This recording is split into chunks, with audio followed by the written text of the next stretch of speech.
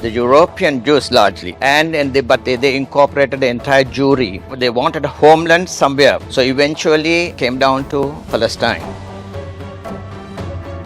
The problem started with the Sykes-Picot. Under the Sykes-Picot Agreement, the Palestinian territory came under the control of British Empire. The Israeli government of today, which has been there for 24 years, Netanyahu, and the entire Likud-based administration with even more right-wing allies, they are opposed not primarily to Hamas, they are opposed to the Palestinians. Whole world is looking at the Gaza Strip and the activities there, the humanitarian disasters and all of that.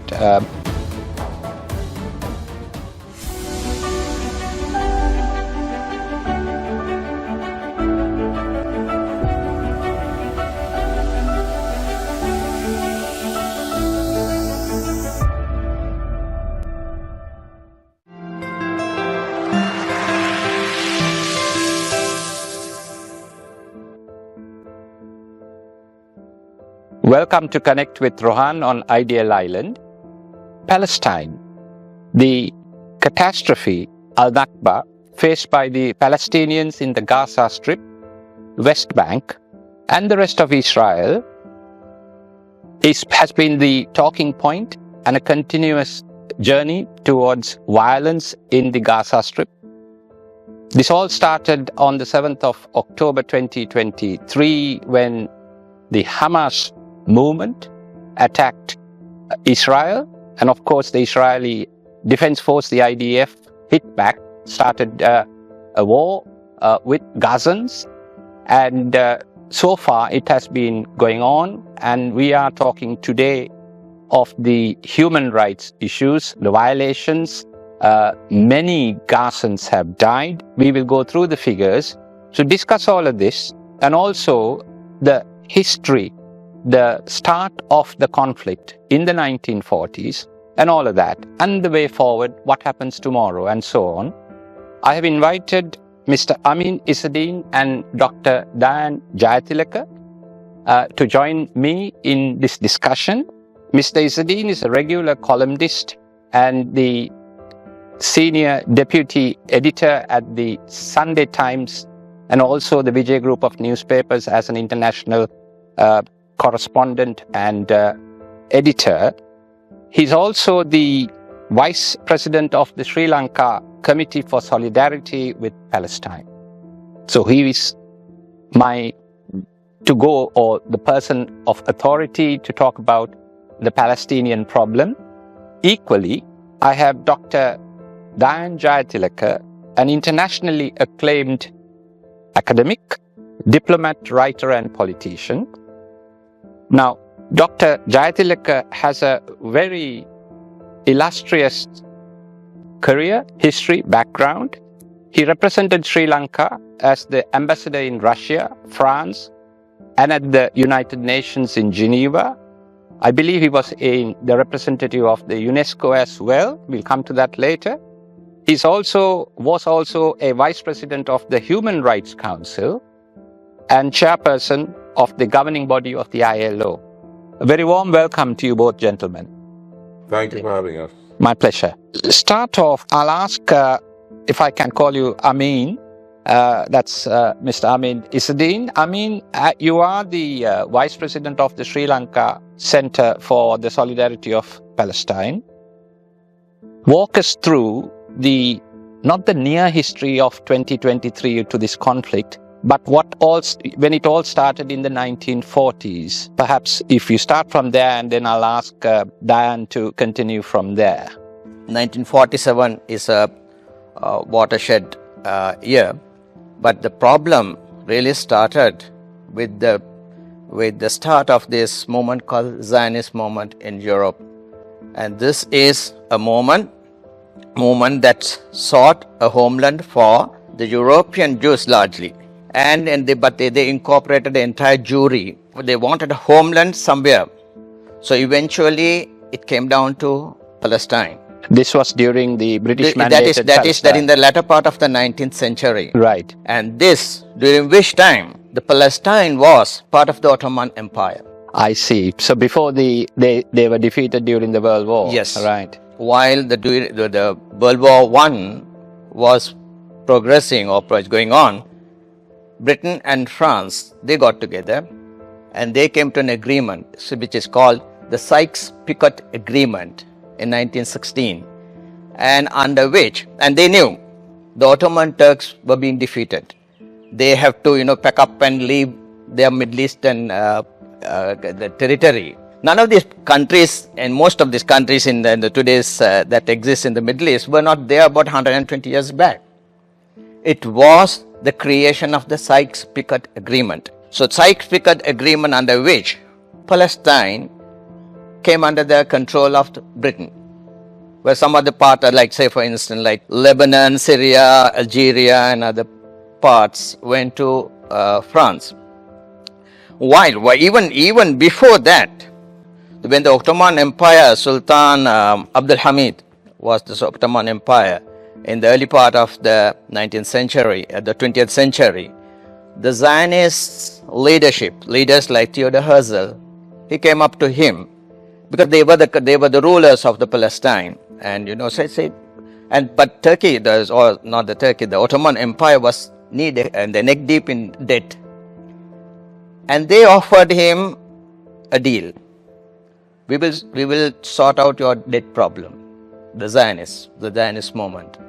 Theodor Herzl visited Istanbul and offered this deal, but Sultan Abdul Hamid, he refused. He refused the deal. He refused. Right. Then they engineered his ouster through the Young Turk Revolution. Ataturk and the rest, eventually Ataturk took control of Turkey. These are part of the history. And then the problem started with the Sykes-Picot. Under the Sykes-Picot Agreement, the Palestinian territory came under the control of British Empire, right? The colonialist empire. At that time. They were the colonialists, Sure. and they did a lot of harm to the today's global south and most of the countries in Asia, Africa and other parts. Then came the worst part, the Balfour Declaration of 1917, under which Britain gave an assurance to this Zionist movement that they can set up a Jewish homeland in Palestine. So this is Britain did not own Palestine. The Zionists did not own Palestine. Palestine belonged to the Palestinian people. What right did Britain have to give another people's land, another nation, so another movement actually? At that time, in 1917, when the Sykes-Picot, the Balfour Declaration was issued, the indigenous Jewish population was just 10% of the Palestine. So the Palestinians were the majority. Palestinians were about 90%. Yeah. They just include the Palestinian Muslims and the Palestinian Christians. Yeah. Just if I may interrupt you there, just to say that today we have 73.6% population of Jews in Israel, 21.1% Arabs, and Yes. 5.3 other. Yes. So it has but I was talking about the Palestinian territory before Israel was set up. Yeah, correct. Yes. Yeah. So Which was much larger. 1917, the Balfour Declaration was issued. The Jewish population were largely the indigenous Jews who had no problem with the Arab Palestinians. No problem. They have been living with the Arabs for millennia. No problem. More than 1,000 years. With the Muslims and the Christians. No issue. Then started the migration. The European Jews.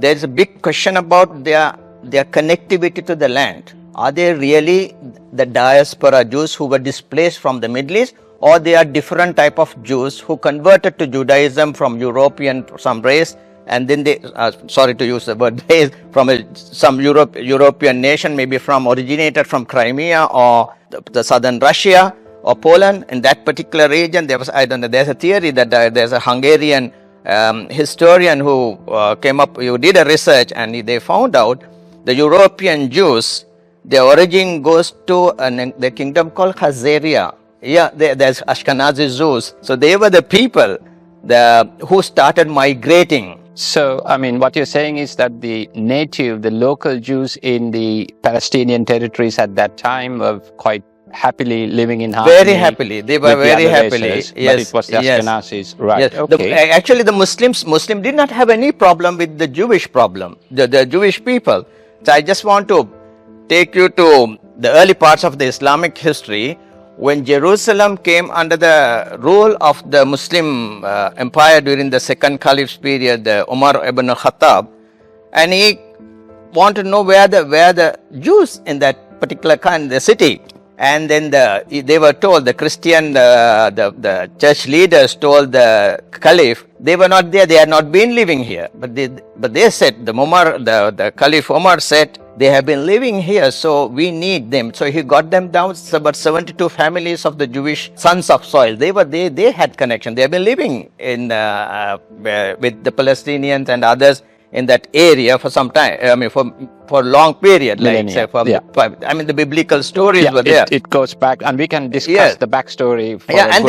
He brought them. So Muslims, Palestinians, or the Christian Palestinians had no problem with living together with the Jewish, the sons of soil. But the problem was when the European migration started. Right. Yeah. So now that's fine. So thank you for bringing us up to date, especially our viewers who are not aware of the background.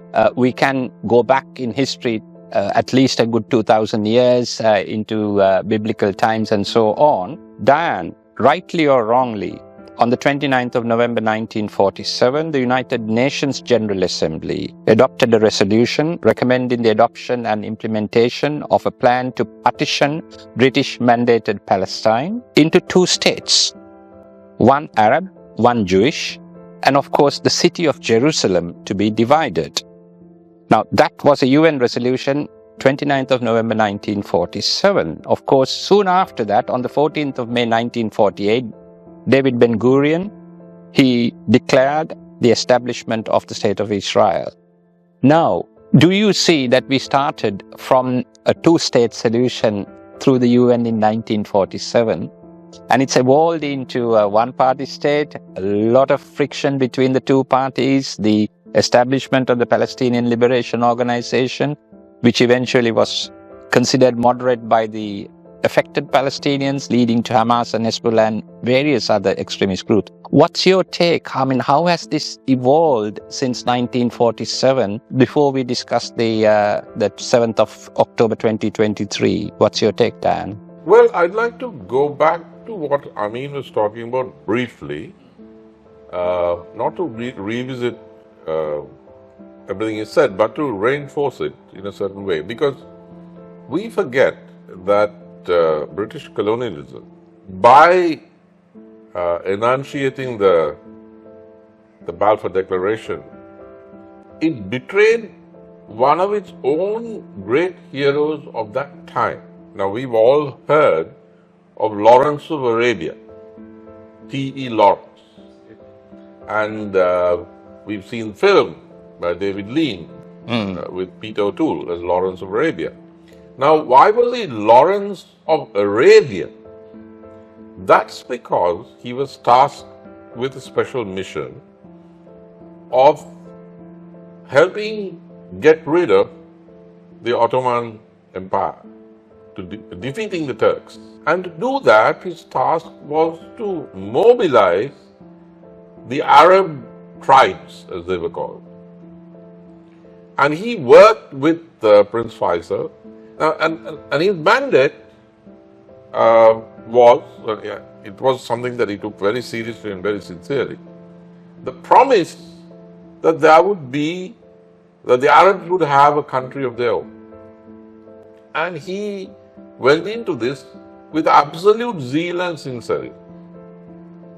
And in fact, they defeated the Turks, the Battle of Aqaba and so on and so forth. But his own bosses double-crossed Lawrence of Arabia, because when they won, they had this big conference where the various Arab clans were gathered. At the same time, behind his back, in London, they had signed the Balfour Declaration, promising the Jewish people, the Jewish homeland, in precisely the area, or part of the area, that they had promised the Arabs. So this was the perfidy of British colonialism. Not only that they stabbed the Arabs in the back, but they stabbed their own hero, T. Lawrence, in the back. Isn't that politics? Well, that's imperialist politics for sure. Now, by the time we get to the UN partition plan, frankly, as a realist, I do not see that there was any other way after what had happened to the Jews under Nazism.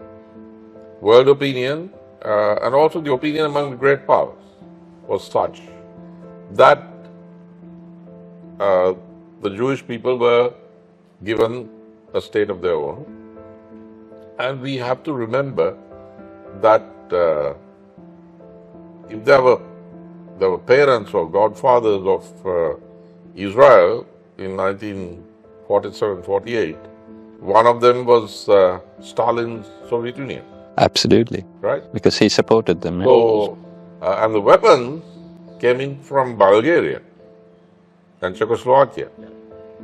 So, let's be historical realists.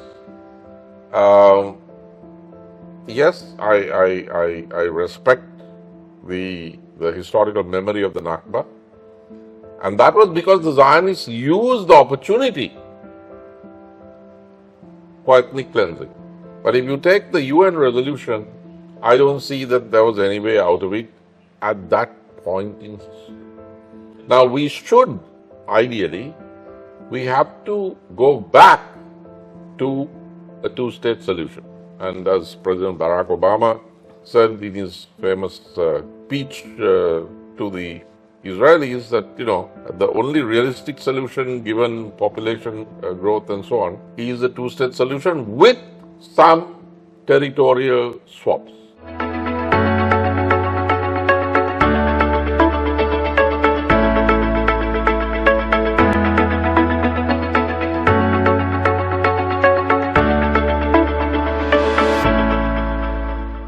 Israel is now under and has been under the hegemony of the right wing, and they completely rejected. They've done their best to undermine the two-state solution. You were talking about Hamas and Hezbollah in Lebanon and so on, but for somebody of my generation, I always remember whenever I hear about Hamas, that there was no Hamas until 1987. But there was an Israeli occupation.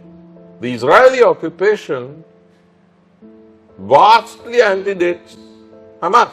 And what is more, those of us who have actually known the Palestinian struggle know that Hamas was encouraged by Israel. Hamas was originally an Islamic social service organization.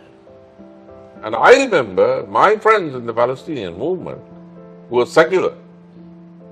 And one of the few things that people know is that the most left-wing organizations of the Palestinian movement were started by Christians. Dr. George Habash, who founded the PFLP, was a Christian, right?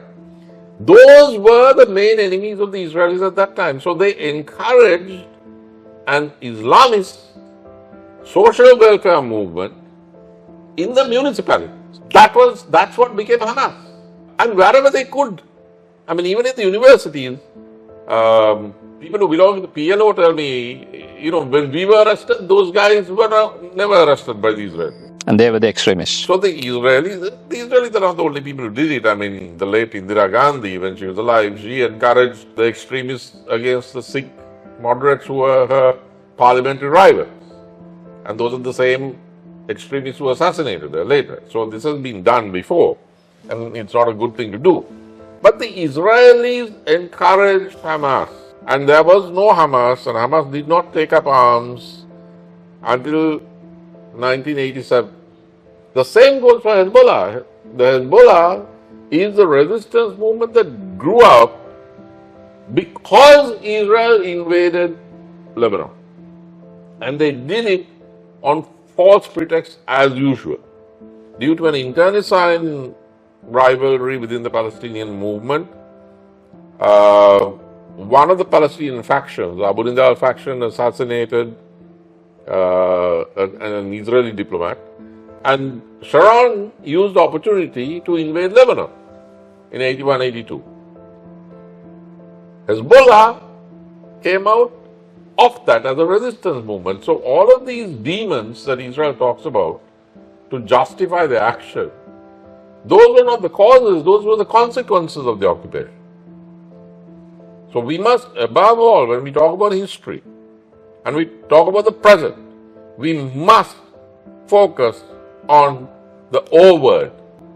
I mean, whether or not you want to talk about genocide, that's another important issue, but that's not where I'm coming from. I'm saying, let's never forget the fact of occupation. Which is what you call the O word. Yes, that's the O word. So, the Israelis occupied the Gaza Strip. Hamas was born in 1987. Prior to that, it was a social service or social-oriented organization within the Gaza Strip, whose ideals were slightly different to the secular, at that time, PLO. So, how did Israel then lose control of the so-called satellite, if you call them the satellites or the controlled Hamas, for it to turn against them? Because, as we now see, the Israelis were never, except of course for the Labour Party governments, which were a little more sincere than Likud. But once the right wing got stronger and stronger, and the right wing grew stronger with greater and greater immigration from certain parts of the world, Eastern Europe and so on, they were less liberal, less socialist oriented than the original settlers.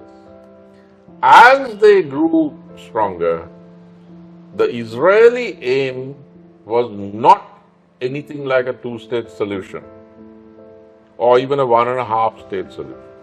And you can see that to this very day, because if the problem was primarily Hamas and the need was to destroy Hamas, what better way than to build up the West Bank, rather like a West Berlin to the East Berlin of Gaza, turn that into a showcase, strengthen the Palestinian Authority, strengthen the PLO with Fatah as its core, the moderates versus the extremists. But as you can see, what's happening now is that the same thing that they're doing to Gaza, they've begun to do in the West Bank. This is an important point, Dan, you just highlighted, because I was wanting to talk about the activities in the West Bank. Yeah. I would like both of you to expand on what's happening on the West Bank as well, because the whole world is looking at the Gaza Strip and the activities there, the humanitarian disasters and all of that. So could you expand on what's happening in the West Bank? Well, before I give it over to Amin, I'll just round it. Sure. By saying that if the Israelis get secure control of the whole of Gaza City falls, and if their plans work, I'm not saying they will, but if they do, the next is going to be the West Bank. They've already started. Already they're saying no Palestinian Authority. So they're not trying to build up the moderate Palestinians against the so-called extremist Palestinians, because nobody can accuse the Palestinian Authority of practicing terrorism. They are the Israeli government of today, which has been there for 24 years, Netanyahu, and the entire Likud-based administration with even more right-wing allies. They are opposed not primarily to Hamas, they are opposed to the Palestinians and to Palestine. And that is why they are beginning to use the same tactics, including the military, in a place where there is no Hamas dominance. I mean, there are some Hamas cells and Islamic Jihad cells, but the West Bank is not dominated by Hamas. And the Palestine Authority's security guys have been cracking down on Hamas with Israeli support. But Israel is now crashing, killing, murdering, including murdering American Palestinian citizens in the West Bank. And that shows the complete lie, not only of the Netanyahu administration, but even of the Trump administration, when they try to make the focus Hamas or Hezbollah of Lebanon. What's happening in the West Bank shows us the truth of what's going on. So what's happening today in Gaza, which is partially happening in the West Bank, but it's going to be the result there. Well, over to you, Ameen. Yeah, Israel is ethno-supremacist, settler colonialist state which practices apartheid. I just want to put this into context from where I stopped in the answer to your last question.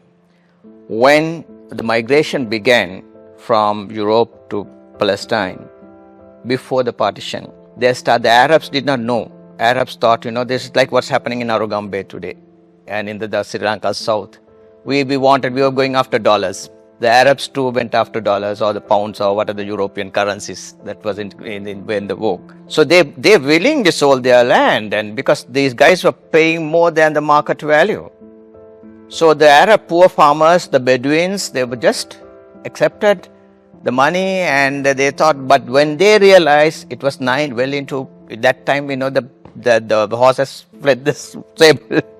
And then they found that the demography has been changed. The Arab protested, and the Arab resistance movement started then. And Britain appointed a commission called the Peel Commission.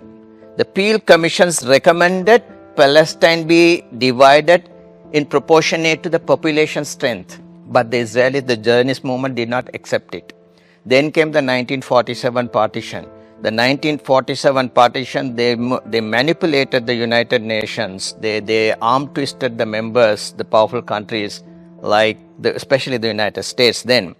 Like countries like Liberia were to vote totally against this Zionist partition plan. Sri Lanka was represented by D.S.N. Anayaka in that particular when the discussions was going on and he opposed that because he was part of the British Empire's delegation, and he says this is totally against Arab. This is totally against justice. So this was the first government 1947. since 1948 yes, in Sri Lanka. 1947, right? Even before we got independence, 1948. Oh, I see. Right. Because we were included in the British delegation. I get it. We were there. The D.S.N. Anayaka, he voiced his opposition to this partition plan. This is totally out. This is not justice. This does injustice to the Palestinian people. So he totally opposed it. So that he could see, but then the United Nations, we can't blame the United Nations. United Nations is an instrument, like I said, the big powers, the victors of that particular the World War II, they got together and divided Palestine in such a way. They gave 55% of the territory to the 30% Jewish population. Most of this population was migrant Jews from Europe. So the 30%, the population got 55% of Palestine.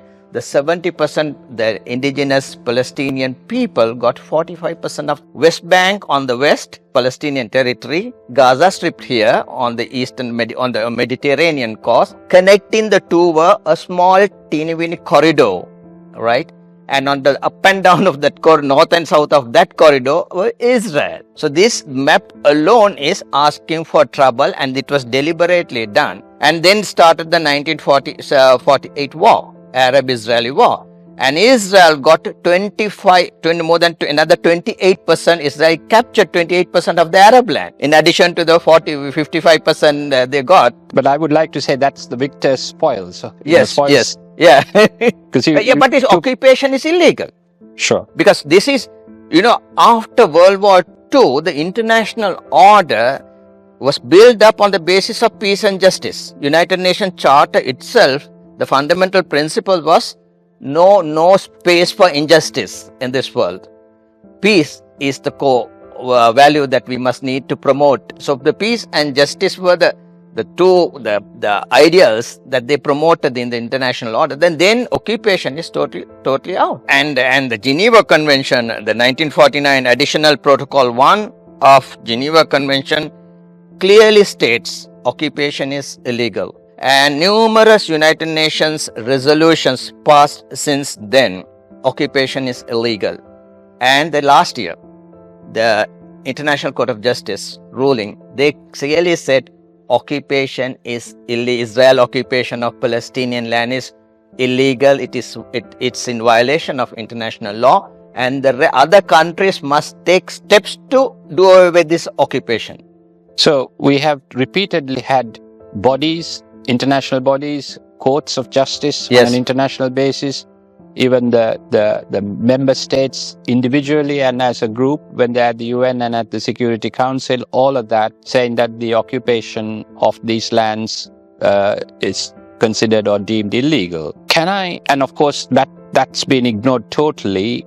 Life's gone on. How do we move from where we are now, where one country is simply ignoring the international recommendations, orders, threats of punitive action and all of that? What's your take on the way forward? Yeah. You want to, move on? I want to say, this is Israel is an expansionist state. There's something called their concept in the Zionism, there's called the Greater Israel, which is not control or defined by the UN partition plan or the international law. They have a vision of greater Israel, which includes parts of Egypt, the northern parts of Saudi Arabia, the entire Levant area, that's Lebanon or Syria, Jordan. So this is what's happening in West Bank. The settlers they walk into any Arab territory, Palestinian territory, they take their houses, they take their belongings, they expel the people who are living there for hundreds of years, for generations. And their system and their judicial system is swapped, and they favor always the settler over the victim. So there is a state encouragement for the settlers' expansion. What's your take, Dan, on the Greater Israel or the expansion? Do you agree with Ameen? What they call Eretz Israel, basing themselves on an interpretation of the Old Testament. Now, if all of us started operating on texts that are several thousand years old, there would be war within and between all nations.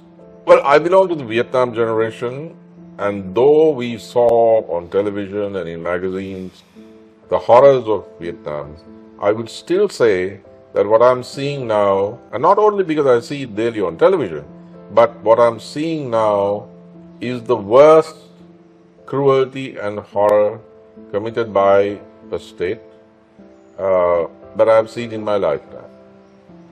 In that sense, worse than Vietnam. This is deliberate, this is sustained, and the Israeli government does not care whether the world sees it or not. That includes the recent murder of the journalist Anas al-Sharif and his colleagues in that clearly marked tent on the side of Al-Shifa Hospital.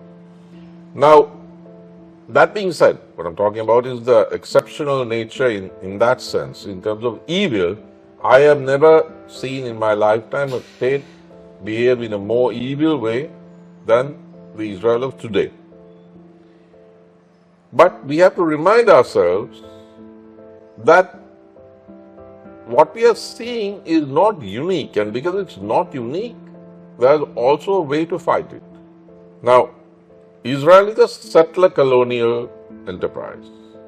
We have seen that in Zimbabwe, formerly called Rhodesia. We have seen that in South Africa under apartheid. Israel also has, and the first person to say it was former President Jimmy Carter, an apartheid system. So, within Israel, it's not by any means a situation in which, quite apart from a two-state solution, that within Israel, the Jews and the Arabs or the Palestinians have equal rights. It's an apartheid system. There again, we have seen that in South Africa, and it was ended through resistance, through overthrow, and then finally negotiation. The Israeli expansionist enterprise, we have seen expansionist powers throughout history. and those expansionist powers hit the limits of their expansion. Now, Israel is in a permanent state of overstretch.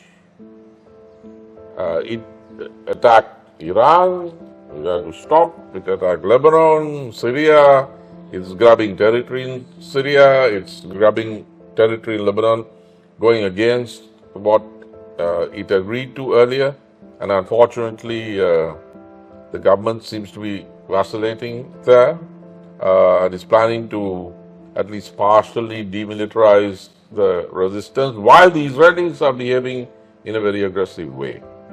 So I do believe that historically Israel will be undone, not automatically, but because it is engaging in overstretch externally, and it is engaging in apartheid internally. It has got itself caught in an impossible trap. If they grab more territory, then their population balance changes. So their answer to that is to try to drive all the Palestinians out, ethnic cleansing. But the Palestinians are determined to hold on. And I can't help but feeling that the sufferings that the Palestinians are undergoing now, which have historically been equaled, certainly in the era of modernity, by what the Jews underwent at the hands of the Nazis, will not have the same result. That finally, out of the suffering and martyrdom of the Palestinians will come a state of their own. It won't come automatically. It can come only through resistance. And by resistance, I'm not talking about one form of resistance. There are so many forms of resistance. Peaceful, not so peaceful forms of resistance. And it is only through resistance, the combination of resistance on the one side and Israeli expansionism and overstretch on the other, that will cause Israel to go the way of other expansionist and settler colonial and apartheid enterprises. I'm convinced that the Israel that we see today and the ultra-Zionist project that we see will not prevail. And I'm convinced that however great their martyrdom, that the Palestinian people and Palestine will prevail. So in that sense, historically, I am an optimist. You're an optimist. Historically, the glass is half full.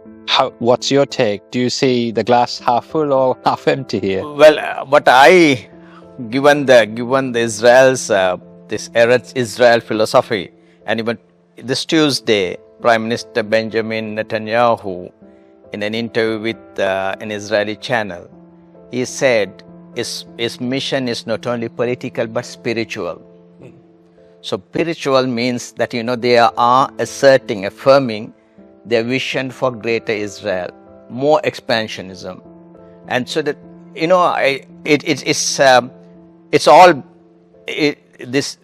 the Palestinian problem is not only politics, it's religion. It has become compounded because of the involvement of religion and eschatology, they call it. That's the future events, what's going to happen.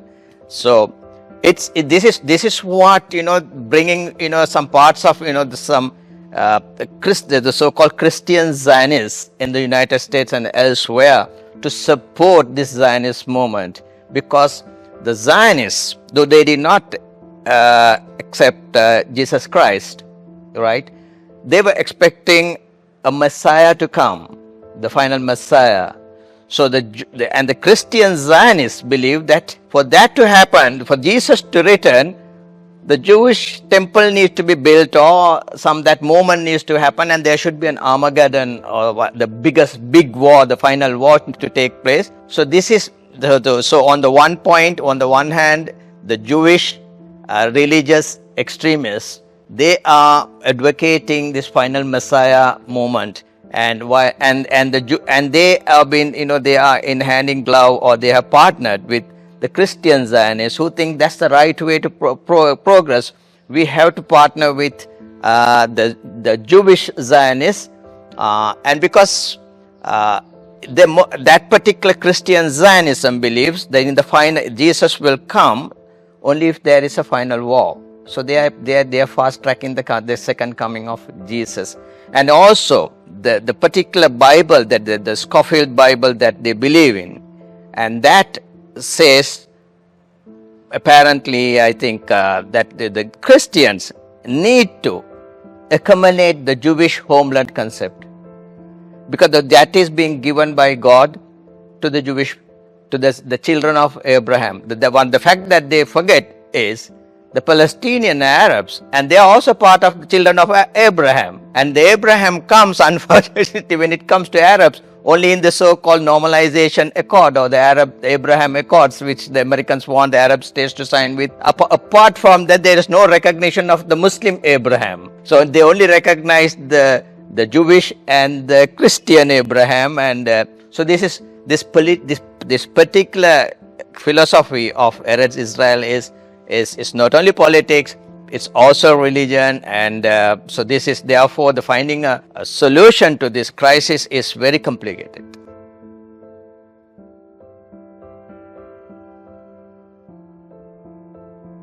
Yes, I do. I want to build on what Ameen is saying, but I'll keep it short. The reason I remain historically optimistic, and I believe that the resistance will prevail, can be boiled down to two factors. One, Ameen was quite right when he flagged the issue of Christian Zionism, and that is so extreme that its best manifestation was the X or Twitter message by Mike Huckabee, Yes. the US ambassador to Israel, who insulted the British Prime Minister Sir Keir Starmer, who, by the way, says that his parents are Jewish. And you know, Britain is very tough on Palestinian action. They've arrested 500 people for demonstration. Nonetheless, Mike Huckabee said that Keir Starmer says he's going to recognize the state of Palestine. If he were the Prime Minister during World War II instead of Churchill, the British people would be talking German now, because he's arguing that you should sell out to Hamas.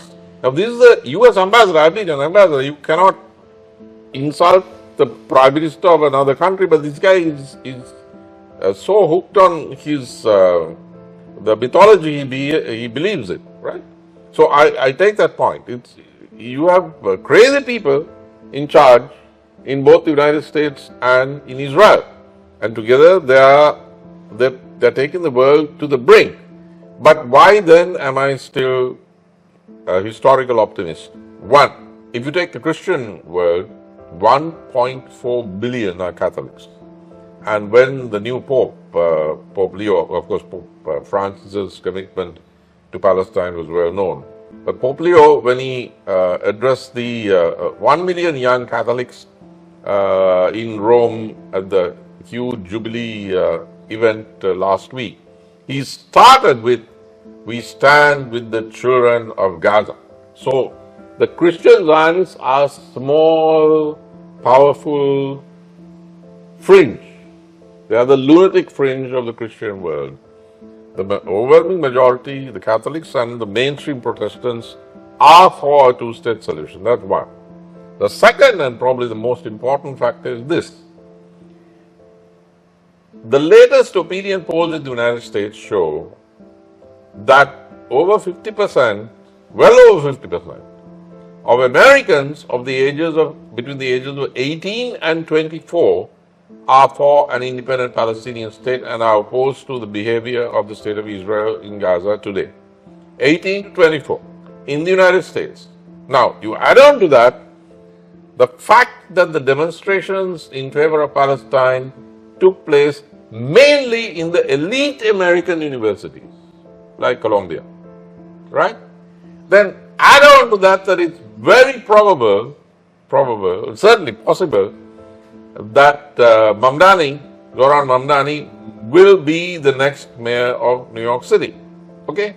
So what I'm saying is, Israel is going to find one fine morning that the new ruling elite in the United States are these youngsters who are sympathetic, very sympathetic and who have demonstrated in support of Palestine and who have gone to the best universities in the United States and who are the new ruling elite in the United States. The Jewish people in Israel are not going to let themselves be isolated, not just from the global south, but from the American people and the new American, the emerging ruling elite. And therefore, there you will have what we saw in South Africa, a combination of resistance and internal ruptural change, which changes the nature of Israel itself. Because when America changes, Israel will also change. And then I believe that a Palestinian state will be born. Very well. On that high and optimistic note, gentlemen, Mr. Ameen Izzadeen and Dr. Dayan Jayatilleka, I thank you very much for coming on this show today. Thank you. Thank My you, pleasure. my pleasure. Thank you. Goodbye.